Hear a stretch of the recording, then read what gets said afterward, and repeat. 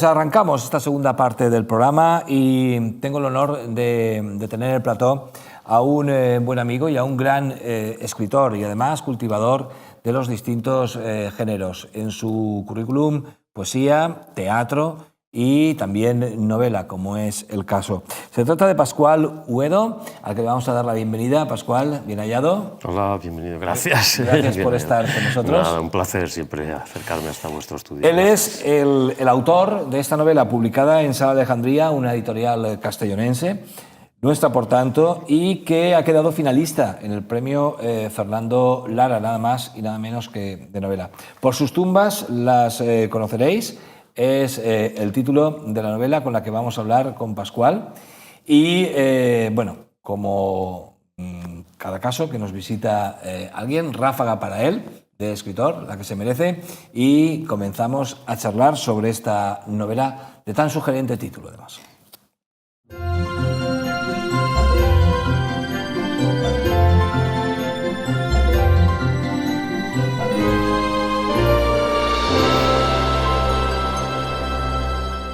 Bueno, pues en primer lugar, pregunta obligada, aparte de darte la enhorabuena, ¿cómo viviste esa noticia de que la novela había quedado finalista de un premio de novela tan importante como el Fernando Lara? Estamos hablando de uno de los premios a nivel nacional más importantes. Sí, ¿no? pero lo que pasa es que el premio no es de este año, el premio es de hace 2 años. Fue finalista efectivamente en Sevilla y, como tú dices, la verdad es que es un premio de mucho nivel. Pero es finalista, aclaremos. Pero no, es finalista. Simplemente, quiero decir ser finalista también es un premio. Es en sí mismo un premio, es cierto. Porque a este tipo de premios se presentarán muchos manuscritos. Sí, la verdad es que sí. Y nada, pues la novela, pues ahí llegamos hasta allí y ahora creo que era el momento de editarla. La verdad es que la realidad nos está cada día nutriendo, para bien o para mal, muchas veces para mal, precisamente en este tema, pero casi hay gente que a veces me pregunta si la he escrito un poco ad hoc, porque pones la tele y tenemos desde el tema del muro hasta el tema de los flujos migratorios en Estados Unidos, desde México y tal, con lo cual es una novela de una rabiosa actualidad que ni yo mismo la esperaba, ¿no? Pero ¿por qué ha estado 2 años sí, porque ha estado ahí macerando un poco también, precisamente por lo que comentamos, como la actualidad está proporcionando a veces pues incluso demasiadas cosas, no sé, nuevas novedades, valga la redundancia, en muchos casos precisamente dramáticas, ¿no? En todo lo que en el torno de las migraciones, ¿no? Que es un poco donde se centra la novela.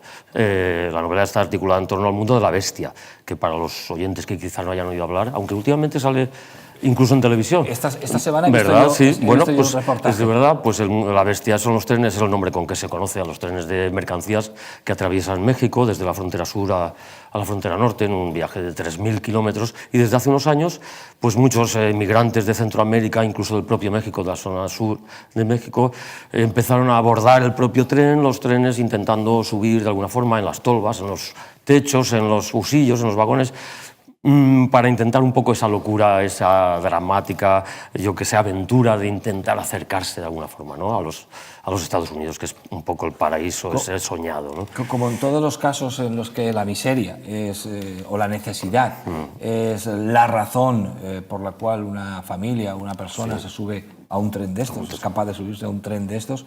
Bueno, en torno a ello, pues todas las miserias humanas, ¿no? que hasta la mafia, ¿no? Me comentaba. Sí, todos, efectivamente, todo un catálogo de casi de los horrores, podríamos decir. Tenemos desde las propias caídas con las amputaciones a veces, que hasta la migra, las detenciones, las violaciones, las extorsiones, incluso las burlas, que estos días he visto incluso en la tele de los propios, a veces gente que se burla o que les echa en cara, que en algún momento sale, mira, viajando gratis. Y decir, o sea, hay toda una serie, todo un catálogo de dramas ahí en ese universo que se produce dentro o encima del propio tren, porque ahí pues las subtramas se multiplican y se solapan, ¿no? A bordo de ese tren, ¿no? ¿Quiénes son exactamente los protagonistas de la Pues ahí es donde viene un poco el enfoque que quiere ser un poco más original mío. En principio, aunque está situada en la frontera entre Guatemala y México, que es el río Suchiate, donde se generan las principales líneas narrativas y los principales personajes, pues también viene un personaje desde Valencia, una profesora valenciana que decide disolver ya lo poco que queda de su matrimonio aquí y tomar esa decisión trascendental en su vida de marcharse de cooperante a una escuelita en la zona fronteriza entre Guatemala y México. Bueno, hay que decir que la novela tiene mucho de escenarios reales, pero también muchísimo, sobre todo, de novela, por supuesto. Es sobre todo eso, por encima de todo es una novela. Y ahí he intentado un poco fusionar dos mundos o incardinar un mundo un poco, digámosle, valenciano y mediterráneo dentro del caleidoscópico, poliédrico, dramático mundo latinoamericano, ¿no? Desde el propio lenguaje y el tratamiento del lenguaje hasta el propio tratamiento de todo el problema sociológico. Que nadie busque un rigor geográfico, político y tal, aunque encontrará muchas referencias, lógicamente, inevitablemente. Pero un poco el enfoque mío personal que he pretendido era eso, acercar esos dos mundos, y hay unas referencias muy curiosas, hasta el punto que aparece la literatura valenciana en algunos momentos y referencias muy de nuestra zona, o sea, muy mediterráneas, pero ya digo, incardinadas, imbricadas allí dentro de ese poliédrico y fascinante mundo de Latinoamérica, ¿no? Tratamos el tema de la inmigración en una novela, la de Pascual Uedo, finalista del Premio Fernando Lara hace un par de años, publicada en la editorial castellonense SAR Alejandría, que se está presentando en ferias, precisamente en estas fechas. Quizá, no sé, las alambradas y los muros no son la solución, ¿no, Pascual? Pues supongo que no, y la verdad es que es lo que nos dice mucha gente. Dice, te has ido a hablar de un tema que está a 7.000 kilómetros, pero si lo piensas bien, a lo mejor lo tenemos mucho más cerca. Tenemos vallas aquí también. Tenemos vallas muy cerca, evidentemente. Pero bueno, por razones quizás de personales o de enfoque literario, a mí tengo mucha querencia a la literatura latinoamericana por gusto literario personal, o por tomar distancia, quizá por enfocar y desde una perspectiva, porque es cierto que lo que tú dices, tenemos el Mediterráneo ahora mismo proporcionando todos los días noticias pues parecidas o peores a veces, ¿no? Y si te acercas, pues tenemos como tú decías, en nuestro propio territorio incluso vallas y concertinas y de todo. Pero bueno, en este caso sí me he centrado mucho en lo que es el mundo de la... Fiel un poco a lo que es tu estilo y tu temática, ¿no? De tratar lo histórico, tratar lo social. Sí, aunque también es verdad que me he separado en este caso del tema más de la historia de la Comunidad Valenciana. No dejan de aparecer algunas referencias ahí, incluso de la literatura valenciana y de la historia nuestra. Ahí por algún lado se han colado, ¿no? Pero bueno, en este caso sí que me he separado un poquito, unos cuantos kilómetros y unas cuantas décadas, porque venía últimamente trabajando mucho, sobre todo en teatro, el tema de nuestra historia, novelada también o teatralizada. Y en este caso pues me he centrado más, como ves, en esta referencia, bueno, pues las mujeres de Ciudad Juárez aparece un poco todo el tema de México, el muro, Trump, etcétera, pero ya digo, desde un punto de vista muy novelado, evidentemente. Y la publicas además en una editorial castellonense, sí. que bueno, eso está muy bien, ¿no? Sí. Una novela de esta calidad. Impulsar también a la propia editorial, ¿no? Sí, bueno, claro, supongo que hay un cierto feedback o una cierta relación biunívoca. Una editorial impulsa a un autor y es de agradecer que las editoriales castellonenses pues también apuesten por nosotros, ¿no? Por los autores locales. Digamos, y pues si el autor arrastra también a la editorial, pues hay un juego ahí de complicidades que puede beneficiar a todos, empezando por el propio público de Castellón, que, en fin, que también conviene que además tenga una proyección hacia, tú sabes, si conoces lo difícil que es el mundo editorial, ¿no? Y literario en estos días. Me imagino que de ferias, ¿no? Estos días. Sí, estos días, exacto, ferias, Sant Jordi, Valencia, Castellón. Nada, estos días es lo que toca. Hay algunas presentaciones, inevitablemente, claro. Te estarás empezando a topar con los primeros comentarios de los lectores, ¿no? ¿Qué feedback en ese sentido? ¿Qué retroalimentación hay en ese sentido? Sí, ahí me gusta, espero críticas, pero llegan también desde sectores de la propia Latinoamérica, que son las que me interesan mucho, porque yo he intentado jugar mucho con el lenguaje y, claro, es difícil meterse aunque tengo referencias. Pues yo he leído bastante tema, pues Carlos Fuentes, un poco son mis referentes, la gente de la literatura del boom, un poco es con la que yo más me he formado, por decirlo así, entre comillas, y siempre tengo cierta querencia a imitar a los grandes maestros, a intentar, porque de ellos se aprende, lógicamente. Pero luego, insisto, con esas paranoias un poco mediterráneas personales que siempre incorporo y mezclo ahí y amalgamo un poco a lo largo de mi narrativa. Pero, en fin, el resultado ahí está. Yo espero que de momento las críticas no han sido malas, pero todavía está muy recién salida, ¿no? Me imagino que, bueno, siempre que se se toca un tema de estos, de contenido social, contenido de rabiosa actualidad, aparte de la porción de ficción que pueda tener la novela, también una porción muy importante de documentación, ¿no? Sí, sí, exactamente. Ahí sí que tenemos... Hay un poco lo que te decía. Por una parte está el tema de documentación, que hay un trabajo evidente y bueno, se puede consultar desde libros a internet. Hoy en día está en la propia tele, como decíamos, aparecen, y luego la propia formación a través de la literatura que hayas podido leer a lo largo de tu vida, ¿no? Que forma parte de tu acervo, tus raíces, por decirlo así, y de alguna forma acabas canalizándolas y exteriorizando muchas veces ese estilo personal, mezclando pues todo aquello, cosas que has aprendido, más lo que tú intentas sacar de tu propio enfoque, ¿no?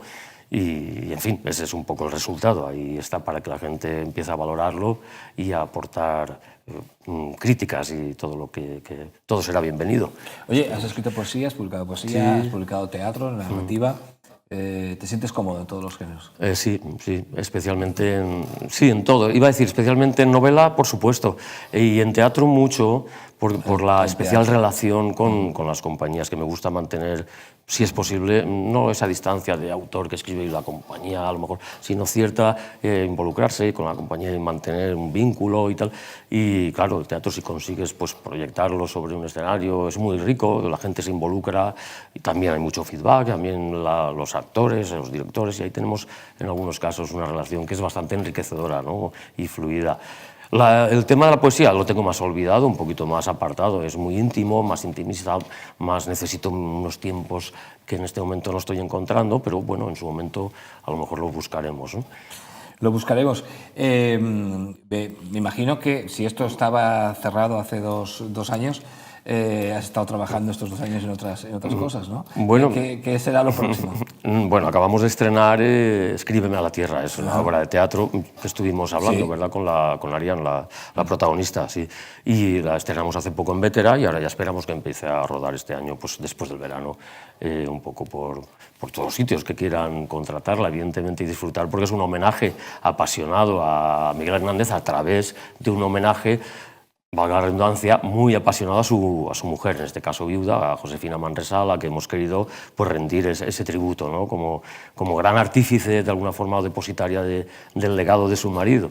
O sea que es una obra en la que hemos puesto mucha ilusión y creo que vale la pena que la gente se acerque en cuanto tenga ocasión a verla. ¿Vas a estar en la Feria del Libro de Villarreal? No, en la de Villarreal en principio no la teníamos prevista. Pues muy mal, iba a decir. Pero vamos, nunca se sabe, a lo mejor. Porque no la teníamos en programa. ¿No? Pero bueno, la podré encontrar en cualquier sitio, cualquier librería. Por sus tumbas las conoceréis. El las es intencionado en este caso, ¿no? Es correcto, sí.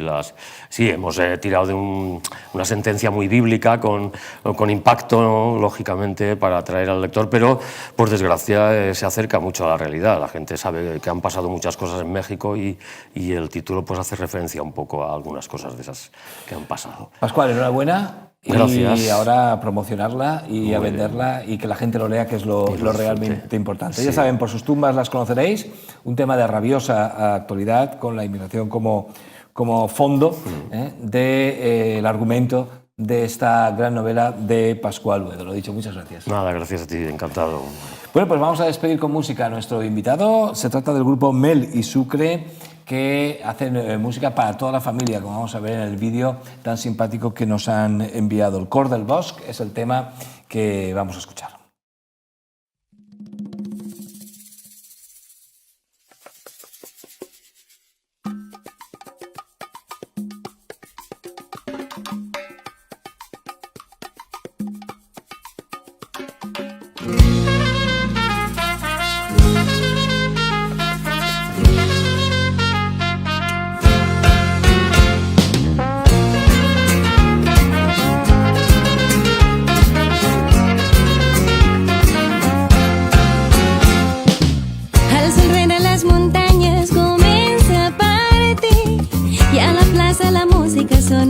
I el somriure de Suretí, els carrers engalanats tots de blanc papari.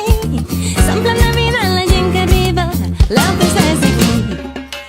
El cotxe mala, va tot sol i balla, entre rialles, ja sentim la màgia, un cel d'estrelles que no te n'acabes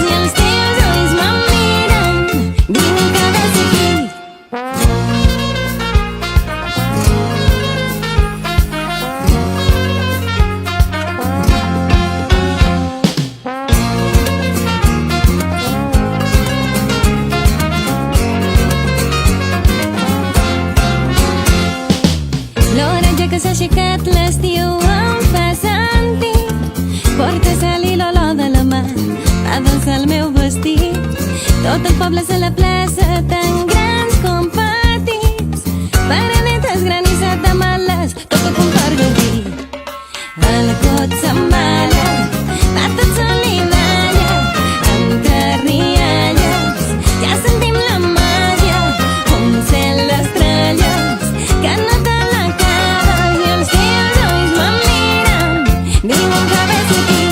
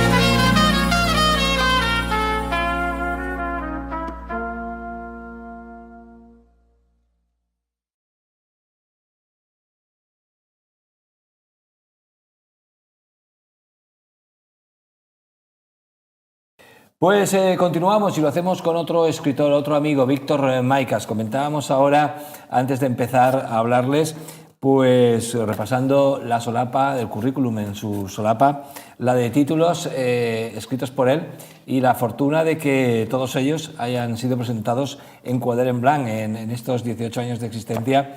A lo largo de estos años, imagínense que hemos tenido la suerte de recibirle cada vez que ha estrenado novela, publicación. Víctor Maicas, El despertar de los sentidos, en la editorial Estudio Ediciones, colección Rúbrica, una editorial madrileña. Víctor, bien hallado. Hola. Bienvenido, gracias por estar con nosotros. El placer es mío estar aquí. Y de nuevo en Quader en Blanc, que sabes que es tu casa. Sí, sí, por supuesto. Ya lo comentábamos hace un momentito, que he estado todas las veces que ha salido una novela y la verdad es que ya lo considero un poco mi casa.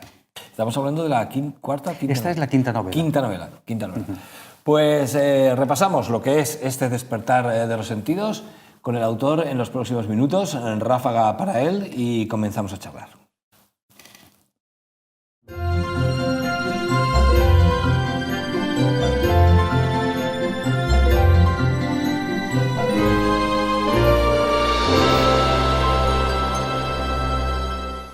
El despertar de los sentidos. Víctor, el tema de eso, del despertar de un coma, ¿no? Efectivamente. ¿Un coma de cuántos años? De 40 años. 40 años en coma. El protagonista, Pablo, es un abogado laboralista, casado felizmente con una rica heredera, y a finales de la década de los 70, finales de 1977, entra en coma como consecuencia de un atentado terrorista. Está 40 años en ese coma y despierta el 1 de enero de 2018. Evidentemente, el despertar es un shock tremendo. Él no solo tiene que recordar quién es y qué ha sido en su vida, sino que además tiene que, de alguna forma, asimilar todo ese futuro suyo que ha estado postrado en una cama, ayudado por sus familiares, por hijos, mujer y demás. Entonces tiene que ir asimilando pues, todos los cambios sociales, políticos, económicos e incluso tecnológicos. Y la verdad es que es un shock que además viene añadido porque despierta intacto, es decir, él no ha envejecido durante los 40 años. Es algo que los médicos nos explican y viene la paradoja de que sus hijos son mayores que él. Es decir, él despierta, digamos, intacto físicamente, y sus hijos, pues su hijo tiene 52 años y su hija 50. Oye, estamos hablando del shock del protagonista, pero el shock de la familia... El shock de la familia, también tiene que ser fuerte. Que tu padre se recupere de una cosa así y que sea más joven que tú, que no haya envejecido. Efectivamente. Ahí está el nudo de la novela. A partir de ahí vienen sorpresas que se van desencadenando en el transcurso de la misma. Y lo que sí que el recordar, Pablo, al recordar quién es y cuál ha sido su pasado, entonces va indagando en todas esas épocas anteriores a 1977, por ejemplo, en la juventud de él y de su mujer, y se van introduciendo pues, esos años que muchas veces nos contaron nuestros padres o abuelos y que de esta forma pues, se va relatando y cada capítulo, digamos, va avanzando en... Un hombre, Víctor, que no ha conocido la democracia prácticamente, ¿no? Efectivamente, efectivamente. El año 1977 no es casualidad, ya lo elegí porque, como tú sabes bien, pues fueron las primeras elecciones generales después de 40 años. Fue la legalización del Partido Comunista, los atentados de los abogados de Atocha. Es decir, es un año clave en el proceso de transición. Y en la novela se ahonda también en ese proceso de transición porque realmente a él lo que le tienen que contar sus familiares es cómo ha sido ese proceso, porque él no lo ha vivido y es algo crucial que yo creo que de cara sobre todo a los jóvenes que no lo han vivido, evidentemente, y lo han oído así como de refilón, ¿no? Pues es una forma de explicar un poco cómo fueron esos años, a través de los recuerdos de Pablo y lo que les cuentan sus familiares a él, para más o menos que vaya asimilando todos esos cambios. Unas cosas para bien y otras cosas para mal, es decir, hay cambios que le sorprenderán muy gratamente porque se da cuenta que la democracia de alguna forma se ha consolidado, que hay leyes como la del divorcio, que cuando él entró en coma no existía, lo del matrimonio gay, por ejemplo, son leyes que le satisfacen, pero en cambio hay otras cosas, por ejemplo, la pérdida de algunos derechos sociales respecto a lo que eran los 30 años gloriosos, como los llama Thomas Piketty en su libro El capital en el siglo XXI, esos 30 años después de la Segunda Guerra Mundial, en los cuales el estado del bienestar, sobre todo en los países del norte, se va gestando y se va desarrollando de una forma muy amplia, y cómo a partir de los años 80, con la revolución neoliberal de Thatcher y Reagan, se hace una involución. Entonces, todos estos aspectos son algo que le van contando su familia, ¿no? ¿No le dan ganas a veces de volverse a dormir otros 40 años? La verdad es que sí, hay momentos que está desesperado. En ocasiones, pues evidentemente lo que te decía, son cambios para bien, en los cuales se alegra muchísimo de todo lo que ha ocurrido, pero en ocasiones le da ganas de dormirse otra vez, efectivamente. A mí me pasa también, las novelas que escribo me gusta que sean intergeneracionales. Y bueno, el principal problema que plantea este tipo de novelas es tratar bien el tiempo, no cometer ninguna atemporalidad, ningún anacronismo, ¿no? Efectivamente, yo soy muy meticuloso en eso. Hombre, tú tienes una ventaja, que tu personaje no ha envejecido. Efectivamente, en ese sentido sí. Y no le ha pasado nada en esos 40 años. Efectivamente. Lo que pasa es que luego tienes que poner determinadas fechas, hablando precisamente del proceso de transición y demás, claro, que tienes que asegurarte de que efectivamente son así. Por ejemplo, yo estaba hablando del año 1981, pero tienes que asegurarte que sea el 81, que no sea el 83, por ejemplo, cuando... 81 es el 23F, ¿no? El 81 es el 23F, efectivamente. Sí. Efectivamente. Claro, los jóvenes que no han vivido esto, a mí mis alumnos, por ejemplo, de Derecho Administrativo, ahora que hay elecciones, que votan por primera vez, me preguntan, profe, ¿a quién voto? Digo, oye, yo no te tengo que decir a quién votas, pero tienes la fortuna de que haya una riqueza de partidos y una diversidad, pero claro, el pobre Pablo murió cuando todavía esto estaba... Sí, efectivamente. Bueno, murió, se durmió digamos. Cuando todavía estaba... Sí, porque él es a finales del año 77, en diciembre del año 77, y las elecciones fueron en junio. Si no recuerdo mal, el 15 de junio del 77. Víctor, sin querer, has tratado un tema muy actual, ¿no? Como es el de la eutanasia, porque 40 años dormida una persona y que no se le desenchufe, Y se trata también el tema de la eutanasia en la novela. Es decir, ya no por los 40 años que él ha estado dormido, porque él no eligió entrar en coma. Fueron sus familiares, se explica por qué, porque por unas técnicas avanzadas, claro, todo esto estamos hablando un poco de ciencia ficción, ¿no? El por qué no envejece, luego se va explicando y tal. Pero fueron sus familiares, bueno, su mujer concretamente, la que dio el consentimiento a que le hicieran un coma inducido, porque según unas técnicas que había en Estados Unidos, probablemente con el paso de 1 o 2 años podían solucionarle los daños que le había hecho la metralla. Esos 2 años se convirtieron en 40, ¿no? Eso no lo eligió él, pero luego sí que elige él, y eso es una rama que vierte la novela. No lo explico porque si no desvelo demasiado, pero se trata el tema de la eutanasia de alguna forma. No quiero forzarte a que cuentes más, porque la verdad es que la novela no es muy densa y con lo que nos has contado, Sí. pero bueno, te prometo leerla, porque me está suscitando un especial interés. Víctor, en esto, después ya de 5 novelas, se trata de ser original también, ¿no? Sí, la verdad es que sí. Mis anteriores novelas, bueno, yo siempre comento que hay 3 cosas en las cuales me baso y evidentemente sé que todos los escritores nos basamos en lo mismo. La primera, que tenga una buena calidad literaria, es decir, que tenga una técnica con recursos, perdón, depurada y demás. Eso es lo que intentamos todos. Luego son los lectores los que dicen si lo hemos conseguido o no, ¿no? Pero yo creo que eso, el primer punto, lo intentamos todos. El segundo punto, evidentemente, es el entretenimiento, entretener al lector con una trama ágil, con una trama que de alguna forma lo aparte de la monotonía del día a día, ¿no? Para entretenerse, que es de lo que se trata.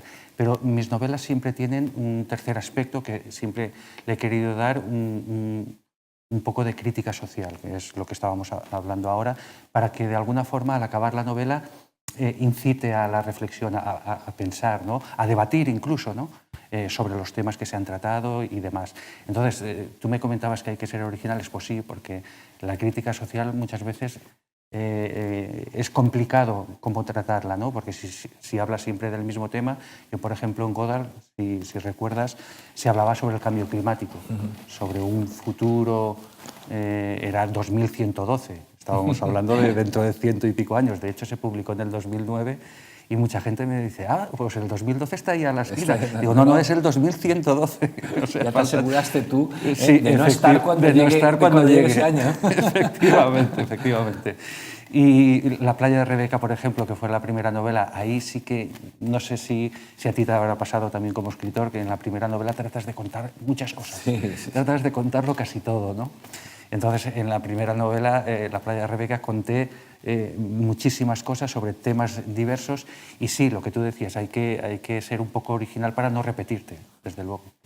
Nos conocimos en 2007, me dices con tu primera novela, La playa de Rebeca, precisamente. ¿Qué se aprende después de 5 novelas? Pues bueno, la verdad es que yo siempre he comentado que las 2 primeras novelas es la ilusión que uno tiene, la primera porque es tu primer trabajo que se ve publicado y alucinas porque dices, bueno, esto lo he hecho yo y lo está leyendo más gente, ¿no? Con la segunda, de alguna forma, sientes la misma ilusión porque te has consolidado un poquito, ¿no? A ti mismo. Te das cuenta de que no ha sido fruto de la casualidad, sino que esa segunda novela publicada ya te da más energía, ¿no? Y con 5 novelas, la verdad es que aprendes a ser paciente. Porque al principio eres muy impaciente, quieres que todo salga enseguida, que todo se haga rápido. Y como me decía mi editor, esto es una carrera de fondo. Es decir, pues tienes que hacer muchas entrevistas, estar en programas como el tuyo, ir a muchas ferias del libro, hacer muchas presentaciones y utilizar todos los medios que tengas. Las redes sociales, por ejemplo, hoy en día. En el año 2007 estaban las redes sociales que apenas había nada y ahora hemos ganado en ese sentido. Las redes sociales es algo que los autores pues, nos lanza de cara al público de una forma más activa. Antes yo recuerdo que con La playa de Rebeca pues era simplemente las entrevistas y las ferias y tal. Ahora tienes un contacto más directo con con los lectores si ellos quieren interactuar contigo, evidentemente. Tienes la suerte de haber hecho coincidir tu trayectoria literaria con la existencia de Cuaderno en Blanco. Efectivamente, ha sido una suerte. Somos casi biógrafos de Sí, efectivamente. Me imagino que habrá presentaciones, ¿no? Como comentabas. Sí, ya se presentó aquí en Castellón, ahora estuve en la Feria del Libro, estaré en la Feria del Libro de aquí de Villarreal, que si no recuerdo mal es el día 26, sí. domingo 26, el último domingo de mes, efectivamente. Luego estaré en Argot, una casa común de todos. Estaré el día 7, si no me falla la memoria, el día 7 por la tarde, que es viernes. Y luego pues ya son presentaciones en Valencia, en Madrid. Probablemente en el mes de julio pararemos, porque julio y agosto son meses para ir a la playa y disfrutar. La gente no está para leer, efectivamente, para leer y para escribir. Pero de cara a presentaciones y todo esto, como que, bueno, aquí en Castellón lo que nos pasa, y en Villarreal lo mismo, y casi en toda la provincia, que todos nos marchamos a la playa, ¿no? Entonces, las presentaciones, pues probablemente las aparcaremos a finales de junio y empezaremos otra vez a partir de septiembre. Pues Víctor, mucha suerte y muchísimas gracias. Y hablamos, cuando me la lea, hablamos otra vez. Perfecto. Y a promocionar el despertar Muy bien, de los de eso se trata. Muchísimas gracias, Antonio. Gracias a ti. Bueno, despedimos a nuestro último invitado de esta noche de cultura y nos vamos con la ganadora. La ganadora, nuestro rincón de la poesía hoy va a ser para la ganadora del premio Cervantes, la veterana Ida Vitale, y que aparte de escribir poesía, la lee también así de bien. Mariposas, altas en el poco cielo de la calle, juegan dos mariposas amarillas. Crean sobre el seriado semáforo un imprevisto espacio, luz libre hacia lo alto, luz que nadie ha mirado, a nada obliga. Proponen la distracción terrestre, llaman hacia un paraje paralogismo o paraíso, donde sin duda volveríamos a merecer un cielo, mariposas. Ida Vitale.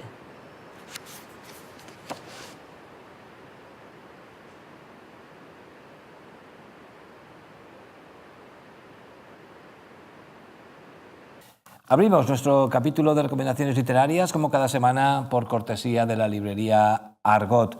Por cierto, una librería incomprensiblemente desterrada de esa Feria del Libro de Castellón, que, bueno, más que una Feria del Libro, parece una casa comunal de libros amontonados y cuya organización, la verdad, pues no mejora en los últimos años.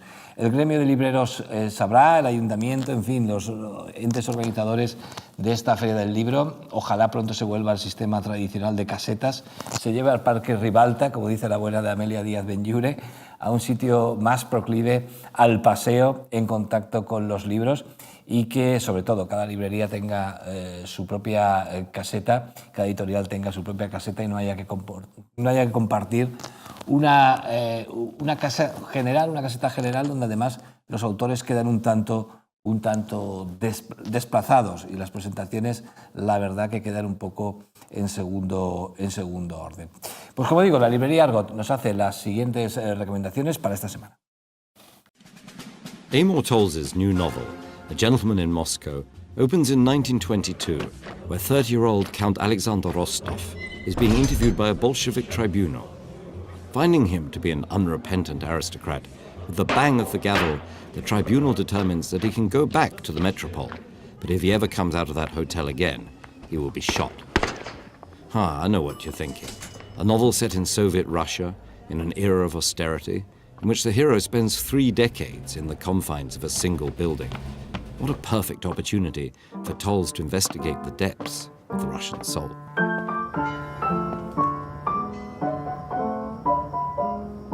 But as Towles sat diligently at his desk, just when he thought he had Rostov firmly in the grips of existential malaise, a willowy actress came through the revolving doors of the hotel.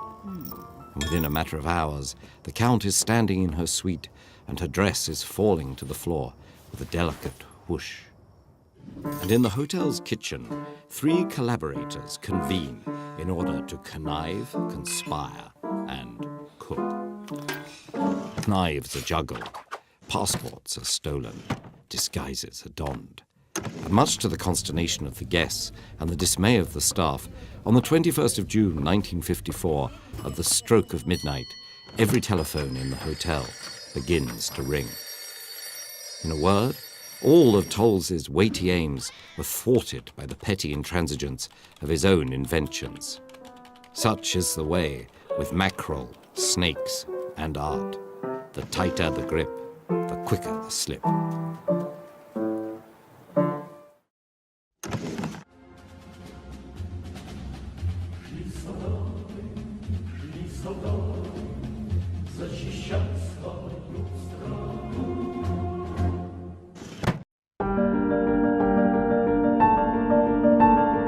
Los libros salen de los sitios más inesperados, ¿no? La novela nace de pronto de ir corriendo por la orilla del Tajo en Lisboa y ocurrírseme o aparecerme como una frase, ¿no? Que dice: me he instalado en esta ciudad para esperar en ella el fin del mundo. Y empecé a darle vueltas, ¿no? La tarea de la novela era seguir el tono de esa frase a ver qué pasaba. Yo lo único que sabía durante una gran parte de la historia era que este tipo estaba esperando a Cecilia y que algo había ocurrido que nosotros no sabíamos y que él no quería reconocer. Parece que el papel tradicional de la mujer ha sido la espera, ¿no? En este caso el que espera es un hombre, está esperando una mujer, ¿no? La ventana, la calle, estar sentado junto a la ventana esperando que llegue alguien. Eso es muy bonito. Más que mi punto de vista, es el punto de vista del personaje que cuenta la historia, ¿no? No es casualidad que la historia suceda en Lisboa, en gran parte. La historia nace orgánicamente de estar allí. El barrio en el que se desarrolla la novela, en gran parte, es el barrio en el que yo vivo, ¿no? Y ese barrio tiene una mezcla muy curiosa de cosmopolitismo y como de pueblerino, ¿no? Por una parte estás abierto al mundo, ¿no? Ves el río, pero por otra vez la pequeña tienda, ves una cosa que me fascina a mí, que es la botánica de las piedras de la calle, ¿no? Esa vida vuelta hacia adentro. Él sabe que la percepción es mucho más frágil de lo que parece. Ni el cielo es azul, ni el sol es de este color, ni nada de eso. El cerebro construye el mundo. Otra percepción también que a nosotros nos parece natural, pero que es muy frágil, es la percepción del tiempo. Cuando una persona se hace mayor, de pronto el orden del tiempo empieza a desaparecer. Y él vive en esa especie de niebla, ¿no? A través de esa mente, el lector tiene que vislumbrar poco a poco de que hay cosas que ese narrador no le cuenta, ¿no? Yo sabía que esa espera, de algún modo, estaba destinada al fracaso. Yo, hasta muy avanzado el libro, yo no sabía cuál era el secreto, yo tampoco lo sabía. Me he instalado en esta ciudad para esperar en ella el fin del mundo.